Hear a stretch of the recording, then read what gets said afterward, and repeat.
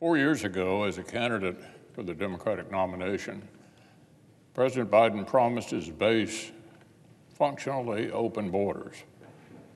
Quote, "I would in fact make sure that we immediately surge to the border all those people who are seeking asylum." That was President Biden as he took office. 3 years ago, as people surged to the border, they insisted that the president had told them to come.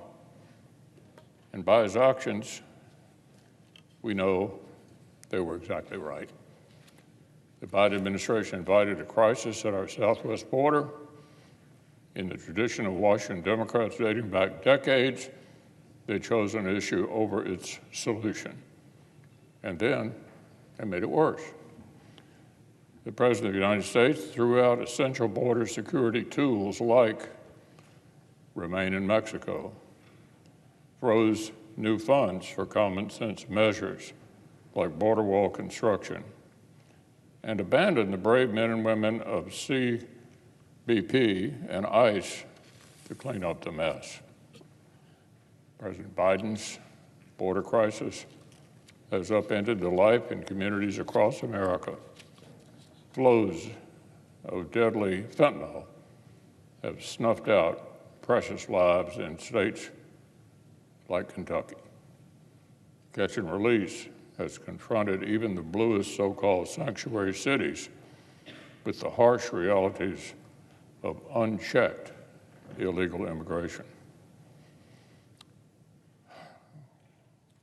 And for 3 years, the president and his administration have tried to convince the American people not to believe their own eyes. They tried in vain to pretend that we weren't facing a crisis, but the country knows better. This is a humanitarian and security crisis of historic proportions. And Senate Republicans have insisted, not just for months, but for years, that this urgent crisis demanded action. 3 months ago, we asked our colleague, Senator Lankford, to lead that action. In just the time since Washington Democrats finally decided to join him at the negotiating table, the president's border crisis made history all over again. December saw the highest daily and monthly tallies of illegal border crossings ever on record. The crisis has literally never been worse. This is the reality as the Senate begins careful consideration of the border security agreement announced last night. The gaping hole in our nation's sovereign borders on President Biden's watch is not going to heal itself, and the crater of American credibility after 3 years of the president's foreign policy will not repair itself either. Today, our adversaries are emboldened as terrorists and authoritarian thugs challenge the strongest military in the world. Our commander-in-chief is hesitant and self-deterred. It's long past time for the president to demonstrate more resolve and start imposing decisive costs on those who dare to attack America. And it's now time for Congress to take action on supplemental national security legislation that finally meets those challenges head on.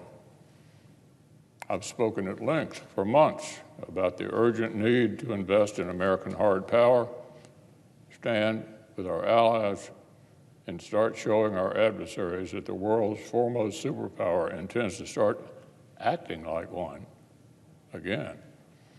My colleagues know where I stand. They know as well as I do that American adversaries in Moscow, Beijing, and Tehran are working together to undermine us. And they know that the time has finally come for the Senate to respond with strength. The national security legislation we're preparing to take up will invest heavily in the capabilities and capacity America and our allies need to regain the upper hand over this emerging axis of authoritarians. Make no mistake, the gauntlet has been thrown, and America needs to pick it up.